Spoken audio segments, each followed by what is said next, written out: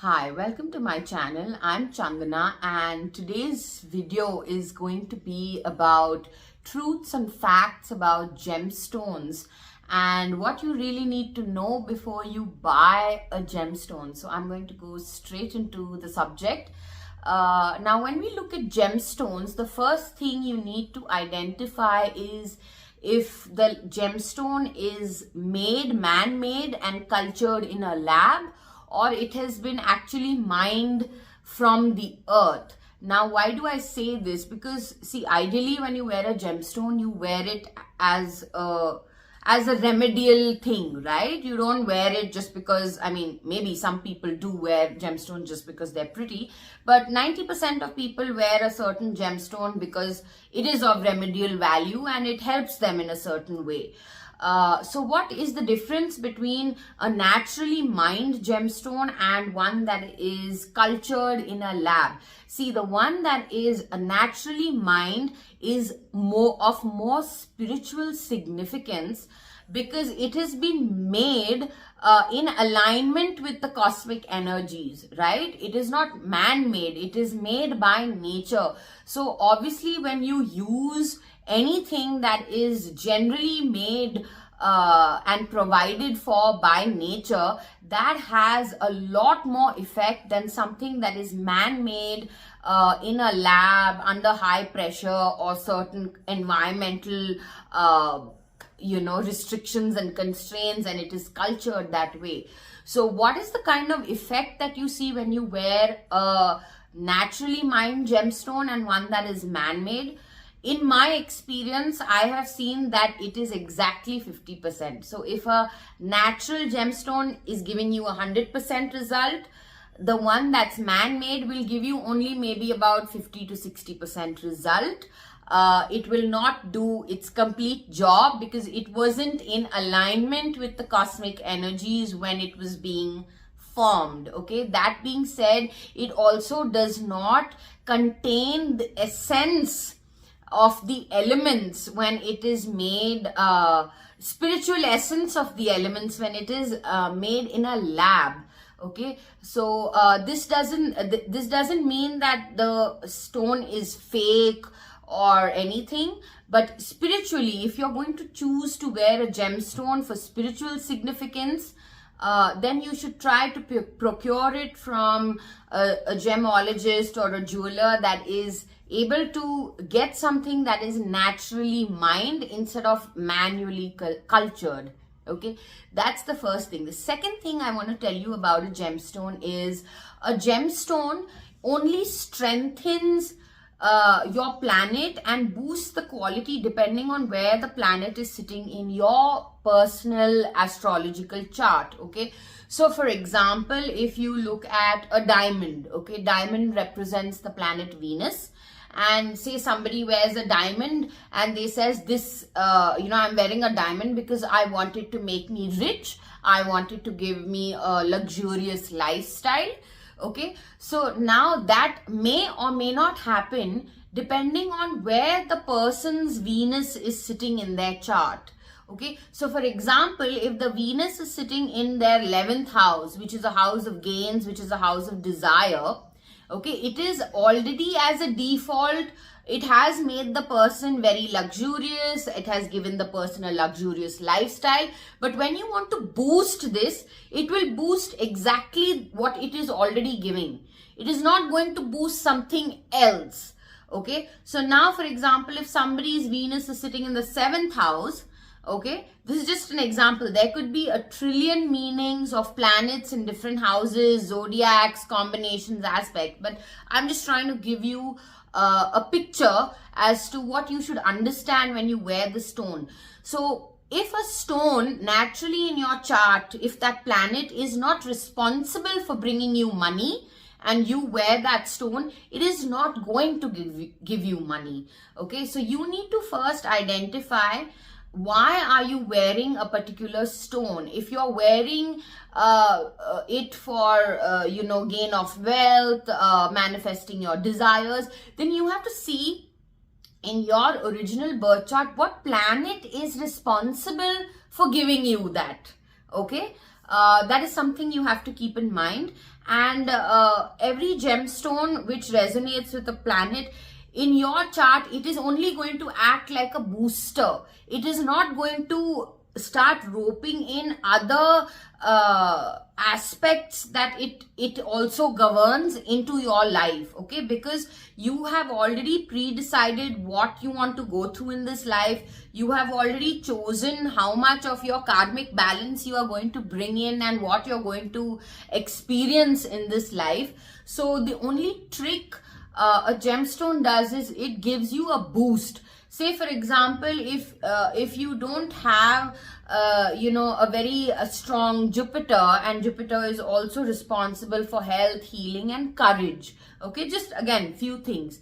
So if you wear a Jupiter, you may feel more courageous. Maybe you are bold, but you may become even more bold, even more outgoing, okay? So whatever it is, the quality, the flavor that it is giving in your life, in your chart, it is only going to add a boost to it, okay? That's something you have to keep in mind. So you're not going to get this and that, and there are no set rules, for everybody. For some people, Mars can bring money. For some people, Saturn can bring money.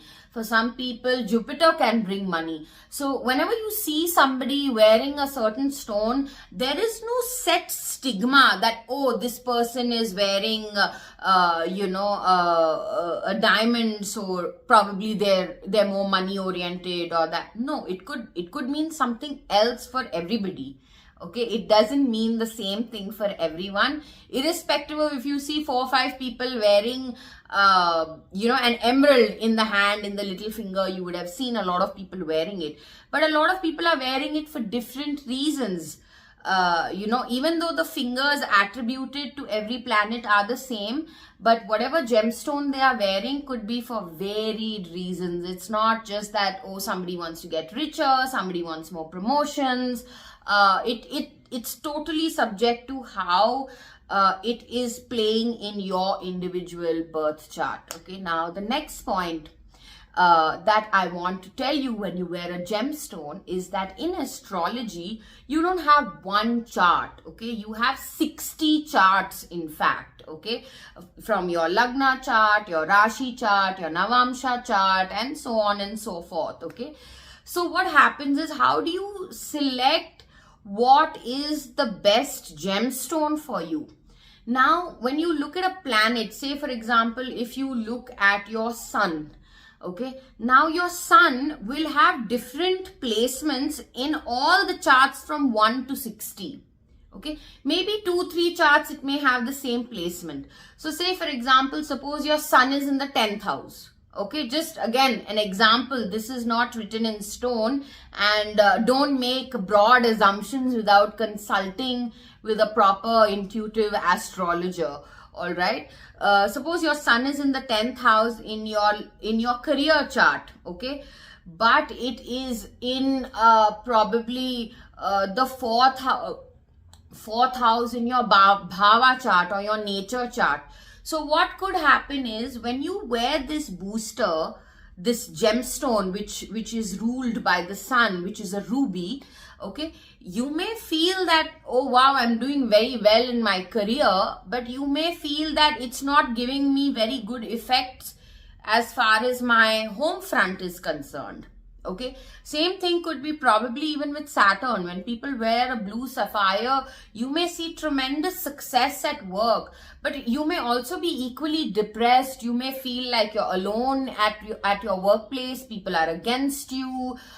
You may suffer from insomnia. So there is always a positive and a negative to every planet in everybody's horoscope. Okay, it's not necessary that it's positive everywhere. So what needs to be evaluated before you wear any gemstone is that you take that planet for which you've decided, okay, this is the gemstone I want to wear, okay, and then you see out of those 60 charts, okay, so say you have 60 marks, okay, out of 60, how many placements is it sitting in positively, okay, and then you wear it.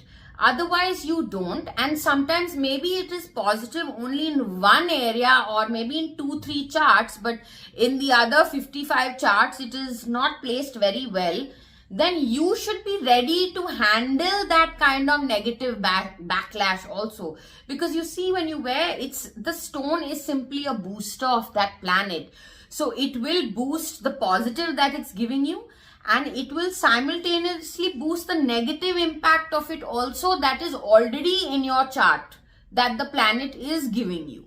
Okay, so for example, a Jupiter may make you extremely wise, and at the same time you may have a lot of wastage of things and money, too much excess, so wastage also.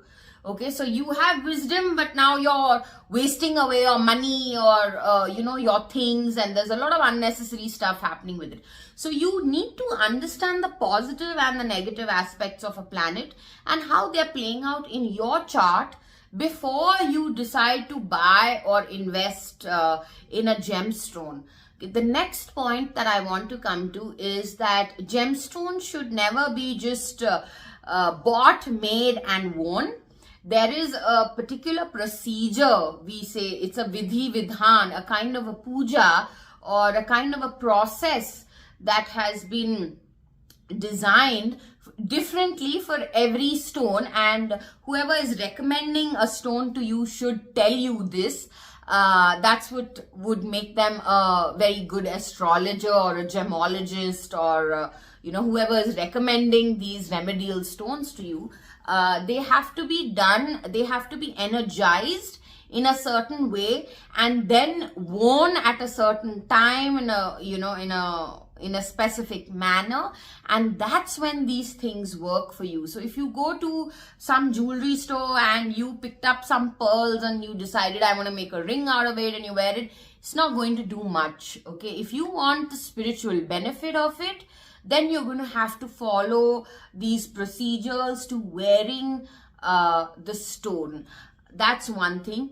Again, another pointer that I would like to bring out when you buy a stone is there is always a testing period of a stone, and this could be, say for example, if you buy a yellow topaz or a pokhraj or a kanaka pushkarag, all having very slight differences in their quality, but they all resonate with the planet Jupiter.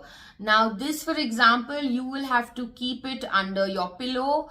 You will also have to cleanse it with a little bit of turmeric before you keep it, and you need to see, or keep it in a box filled with turmeric for say 3 days, 7 days, 21 days, depending on what you're using it for. And you need to check whether the stone suits you, whether your vibrations are gelling.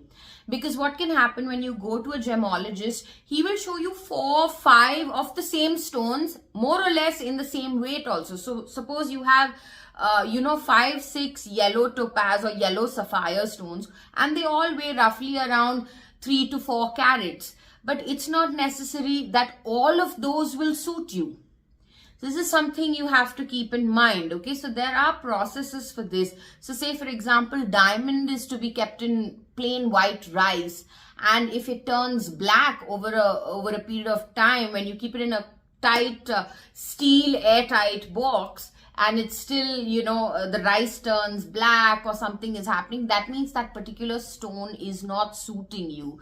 Okay, so there are different ways to check which stone is suiting you with different kind of ingredients, and they have to be kept with you for a certain amount of time, close to your body as well, which is why some of them say that you should sleep with the stone under your pillow.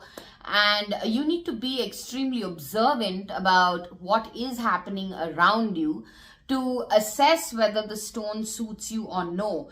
So whatever jeweler or astrologer you are procuring your gemstones from, make sure that they are willing to take back the stone in case it doesn't suit you. Okay, because if they are not, then what will happen is you end up spending a large amount of money, and nowadays it is it is just it is crazy the amount of money people spend on a gemstone, anywhere from 5 lakhs to 25-30 lakhs. So if you're going to spend so much money, please make sure that he is willing to allow you to check if the stone suits you, and if not, exchange it with another one until you find the right pick for yourself. So I hope you enjoyed this video about the facts and truths about gemstones, and that it brings a lot more awareness in your life. And whatever gemstone you choose to wear, I hope it gives you the best of what you want.